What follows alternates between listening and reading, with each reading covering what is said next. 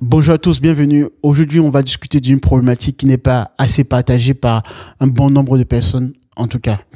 En général, lorsqu'on parle du problème du déclin français ou du fait que la France n'est plus comme elle était avant, généralement, les médias et plus les années passent, on regarde et on observe que la société pense beaucoup plus dans un aspect de droite, entre guillemets, beaucoup plus même à l'extrême, beaucoup dans le sens de pointer uniquement l'aspect de l'immigration, l'aspect de l'insécurité ou le fait que on est, par exemple, le plus souvent des OQTF. Cela, pour moi, ce n'est que une conséquence très très lointaine de ce que j'estime être vraiment la vraie cause. S'il faut vraiment parler de la vraie cause du déclin de la France, si on entre dans ce débat-là, j'estime pour ma part que c'est la conjonction de deux facteurs bien précis. Je vais vous donner ces deux facteurs et après, bien sûr, à la fin, vous me direz, selon votre avis, selon votre vision, si ma réflexion, en tout cas, vous semble être pertinente. Premièrement, je situe le premier facteur comme étant la bureaucratie de l'État français, de l'État en lui-même. C'est-à-dire que nous avons un État, quand vous prenez l'État dans toute sa globalité, la manière dont il est constitué, le système, pour résumer, politico-social, vous avez un État qui est assez, entre guillemets, obèse dans son administration. Vous allez avoir dans toute administration, dans la mise en place d'une évolution, d'un changement, ne serait-ce qu'un moindre changement, vous allez toujours avoir une administration assez lourde en fait pour pouvoir accompagner ce changement ou ces changements en question. Et derrière, bien sûr, il faut prendre en compte l'aspect fiscal. Toujours une fiscalité. Vous essayez de créer une société ou une boîte, même avant que vous n'ayez fait un bénéfice, à partir du moment où vous enregistrez simplement votre société, tout de suite, vous recevez à la fin du mois ou la semaine d'après des convocations ou des CFA à remplir concernant le fait que vous devez être à jour de vos cotisations, etc. Il y a plein d'aspects comme ça qui, au quotidien, rebutent les petits patrons, entre guillemets, parce que les grandes entreprises sont déjà assez rodées et bien évidemment peuvent facilement échapper à ces normes en question. Mais cela ne s'arrête pas aussi à ce niveau. Ça, ce n'est qu'un aspect que je viens de vous citer. Prenons par exemple le côté politico-social. Vous avez des personnes qui ont fait des études pour entrer dans principalement les hauts fonctionnaires. Vous avez ce qu'on appelle le pantouflage. C'est-à-dire que vous allez avoir quelqu'un en fin de mandat ou bien lorsqu'il aura estimé sa carrière politique étant terminée, cette personne-là, en fait, le haut fonctionnaire en question, va aller dans le privé et de manière facile parce que derrière, c'est un parachutage qui est tout simplement effectué. Vous comme moi, le peuple ou les personnes lambda du quotidien n'ont pas cette capacité à changer radicalement et facilement son métier du jour au lendemain. Bien sûr, derrière, il y a l'aspect financier qui est bien gracieux. Vous prenez également le cumul des mandats. Le cumul des mandats, vous avez des anciens présidents ou des anciennes personnalités qui peuvent aller, après le mandat, revenir en politique sans jamais avoir fourni quelque chose de plus important, de plus ajouté comme valeur. Et derrière, quand on parle de cumul de mandats, c'est parce qu'il y a un cumul aussi des salaires qui va avec. Donc, vous avez ces aspects-là qui entrent en compte le nombre de fonctionnaires pour le travail produit. Il y en a quand même un bon nombre. Je pense qu'on peut s'accorder à dire que quand vous prenez l'Assemblée nationale, vous prenez même le nombre de députés et de sénateurs, prenez la France contrairement ou par rapport, si vous le souhaitez, à un pays comme les États-Unis, vous prenez le nombre de sénateurs et vous faites la comparaison, vous voyez bien que en France, cela ne nécessite pas d'avoir autant de sénateurs ou de députés pour la population française, à peu près 68 millions d'habitants. Voilà. D'autres aspects de ce genre. Donc, une bureaucratie qui rend le travail, on va dire, du citoyen lambda au quotidien assez très, très difficile parce que l'État intervient, est omniprésent quasiment dans tous les compartiments. Donc, la TVA, je n'en parle pas. Voilà un impôt, encore une fois, très, très caché. On oublie souvent cet aspect-là, mais c'est un impôt, effectivement, qui est insidieux et qui est pratiquement, enfin, qui est à tout moment de votre vie dans la société. Premier aspect ou premier facteur. Il y a aussi le deuxième facteur que j'aimerais mettre en parallèle, bien que les deux étant liés, bien sûr. C'est cet aspect de ce que le Macron avait déjà appelé comme étant l'esprit réfractaire du Gaulois. Alors, pour ma part, ici, je n'irais pas forcément dans le même sens que le président Macron, mais je dirais quelque chose de plus nuancé. C'est-à-dire que la France, dans sa constitution, dans son esprit de France, n'est pas forcément, pour moi, vouée au même titre que l'esprit américain ou l'esprit anglo-saxon. Je m'explique. Vous allez prendre, par exemple, les États-Unis, on va vraiment prendre ce cas-là pour mettre les choses en parallèle et faire un comparatif assez clair et précis pour les besoins de compréhension. Les États-Unis, en tant que superpuissance, pas le passé, ou bien sûr toujours première puissance, mais on peut constater que dans l'esprit anglo-saxon, il y a cette faculté à vouloir s'inscrire dans une forme d'innovation, dans une forme de répandre, je dirais plutôt, le langage anglais partout en tant que domination.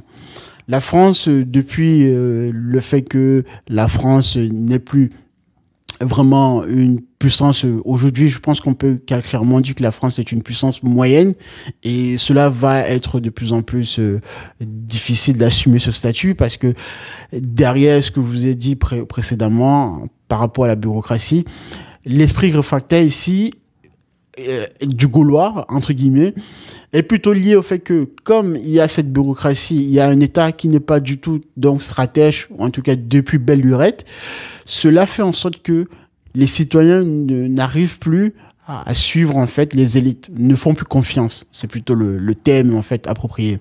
Donc les citoyens ne font plus confiance parce que évidemment plusieurs scandales par le passé, des députés ou des ministres ayant effectué des tâches ou créer des emplois fictifs pour leurs familles et pour leurs proches.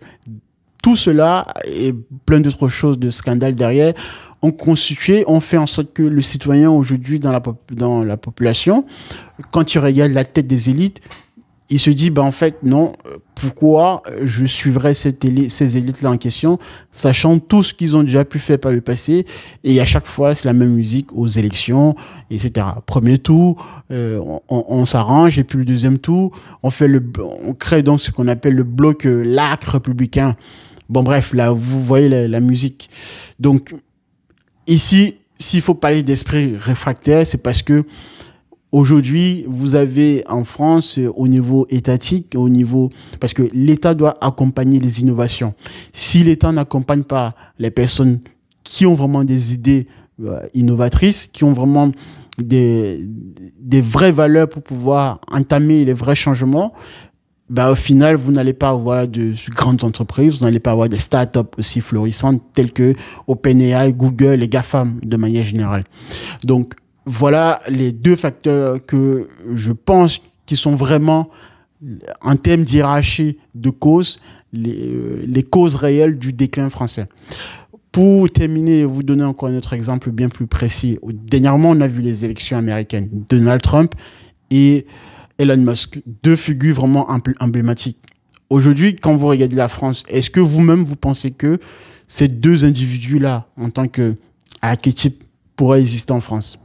Pour ma part, non. Je pense que cela est assez facile à démontrer. Vous prenez quelqu'un comme Donald Trump, déjà arrivé aux élections, ce serait même pas possible. Il n'aurait même pas eu ces 500 signatures. Parce que de par déjà son discours, son langage, c'est aussi pour ça que donc j'ai parlé du fait que l'esprit français en soi est totalement différent de l'esprit américain. Aux États-Unis, cela peut être possible parce qu'il y a ce côté du cinéma, dans le spectacle, que ce soit en politique et partout ailleurs. Donc, les propos même que Donald Trump tienne au quotidien, ces propos-là, quelqu'un comme lui dans cette société française aurait déjà été condamné à multiples reprises en question. Vous prenez certains milliardaires, surtout dans cette position-là, vous voyez bien que déjà, même pas, n'arrivons même pas au stade du milliardaire, mais à partir du moment où en France, vous essayez de vous en sortir, de vous débattre pour pouvoir avoir une vie assez convenable, vous êtes déjà mal vu, vous êtes déjà, entre guillemets, persécuté par l'État de manière fiscale, etc. Et en soi, si pas derrière, vous rajoutez encore certaines phrases à la Donald Trump, vous n'allez pas vous en sortir. Et vraiment, je pense que ça sera très, très terrible pour vous. Elon Musk, prenons aussi un entrepreneur de ce calibre. Quelqu'un qui arrive, qui prend la tête de Twitter et qui, le même jour, vit quasiment plus de 1000 personnes, plus de 1000 salariés. Ça, c'est pas quelque chose qui peut être bien vu en France. Pas du tout. Donc, il y a cet aspect aussi social à prendre en compte parce que beaucoup de Français s'extasient du fait que Donald Trump et Elon Musk sont arrivés aux États-Unis à la tête de la présidence. Bon, c'est bien beau, mais n'oublions pas que c'est pour les États-Unis et ça ne concerne que le contexte américain. Et en soi, donc, ils vont travailler pour que les États-Unis puissent regagner de l'industrie, plus avoir de la chance de récupérer un certain bon nombre de marchés économiques perdus jusqu'ici. Mais pour faire le parallèle avec ce dont je vous ai dit tout à l'heure, quelqu'un comme Elon Musk, qui, étant, quoi qu'on dise, est un entrepreneur visionnaire. Et en France, cet individu ne pourrait pas exister tout simplement. Parce que aussi, dans la mentalité ou dans l'esprit français, on va dire, vous avez quelque part toujours ce conservatisme en fait élitiste et l'entre-soi, ce que l'on appelle l'entre-soi. Vous n'allez pas avoir, ce sera même pas forcément du fait de votre incompétence. Parce que même si, quand bien même vous êtes compétent, quand bien même vous avez tout ce qui est requis comme compétences, idées, valeurs ou abnégation pour pouvoir faire avancer les choses, vous allez vous buter face de ce que l'on appelle l'entre-soi. Si vous n'entrez pas, vous n'adhérez pas à un certain type de code, à une certaine élite déjà en place et qui est toujours là, vous n'allez pas aller jusqu'au bout de vos ambitions.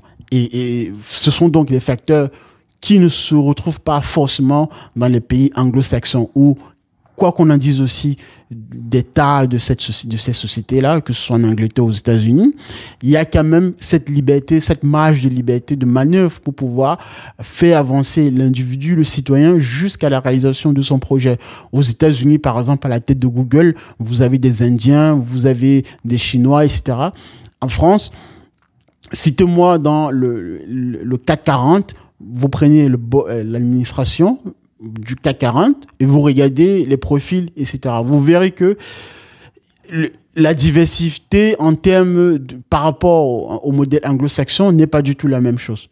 Voilà. Et plein de facteurs comme ça pris dans leur connexion, dans leur liaison. Pour moi, pour ma part, cela est beaucoup plus dommageable pour l'évolution et pour l'avancée de la France vers, on va dire, vers une place beaucoup plus meilleure que celle qu'elle occupe aujourd'hui, que l'aspect immigration, OQTF, sécurité. Bien sûr, je ne suis pas en train de minimiser, non, très loin de ce que vous pouvez imaginer. Évidemment, certains aspects de sécurité qui peuvent se produire au quotidien. Mais je voulais simplement restituer la hiérarchie des causes afin que vous puissiez comprendre d'où viennent les problèmes et comment les connexions sont liées. C'est parce que déjà, ce que je viens de vous citer est constatable, est observable, et par la suite, à la fin, in fine, que vous avez tout ce qui se déroule en bout de course, en fin de course, pour dire les choses de manière très triviale. Je m'arrête là. Mettez en commentaire vos réflexions et je vous dis merci de m'avoir suivi et à la prochaine.